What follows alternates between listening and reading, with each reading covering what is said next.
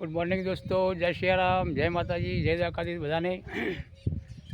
તો આજે સવારે વહેલા જુઓ વાતાવરણ એકદમ અચાનક પલટાઈ ગયું, ઘણા ડિબાંગ વાદળ આવી ગયા।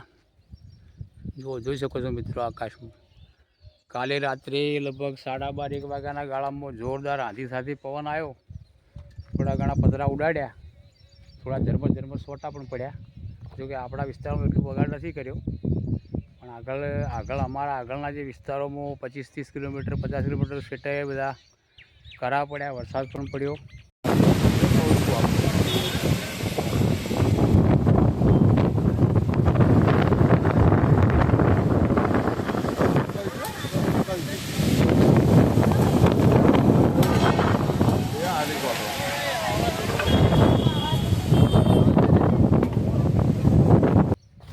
એવું વાતાવરણ છે, અચાનક બદલાઈ ગયું વાતાવરણ। હાલ હું ખેતરે આવ્યો હતો ચાર લેવા માટે। જુઓ ખેતરોનો વ્યૂ કંઈક આવો છે। અમારા બાજુવાળા ભાઈના ખેતરમાં, અમારા ખેતર પેલી બાજુ આખર છે, લીમડા ઉભા એ બાજુ, આ બાજુ હમણાં ચાર લીધી ગાયો માટે। એક લગ્ન સમારંભનું આમંત્રણ હતું અમારા ગામના ભાણેજથી મુકેશસિંહ દરબાર, હમણાં તેઓની દીકરાના લગ્ન છે, માટે ત્યાં આગળ જમવાનું આમંત્રણ છે। તો ચલો આપણે જઈએ ત્યાં આગળ। તો ભાઈ અમારી આ ગામડાની પરંપરા અને સંસ્કૃતિ લગ્ન સમય।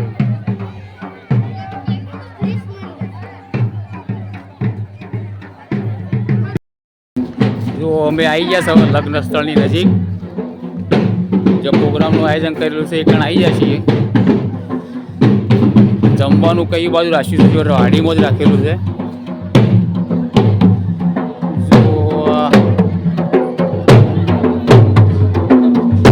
પ્રસંગો હોય ચાલુ છે,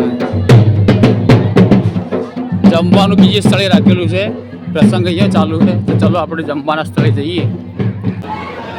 જો આ ભોજન વ્યવસ્થા આપણે જે ધર્મેશ્વર મહાદેવની વાડી રહી ને એના અંદર રાખેલું છે। તો ભોજન વ્યવસ્થા પ્રમાણે છે કંઈ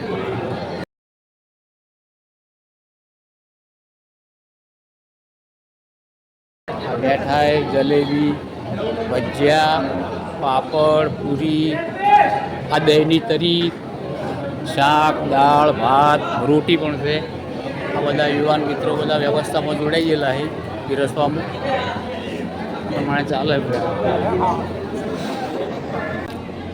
જો મિત્રો આપણું ભોણું તૈયાર છે, બધી આઈટમ લઈ લીધી છે। આવી જાઓ મિત્રો, ખાવા ચાલો હતા।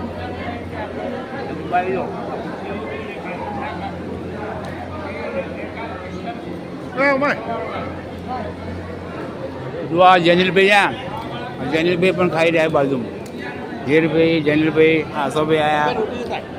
જો ભાઈ સાસની વ્યવસ્થા આ બાજુ બહાર રાખેલી છે, એટલે બધું છે હચવાઈ રહે, નડતરરૂપ ના થાય। એક બાજુ સાસનું, એક બાજુ માર્ગું રાખી દીધું છે, અને આ ધોવાનું પેલી બાજુ રાખી દીધું છે।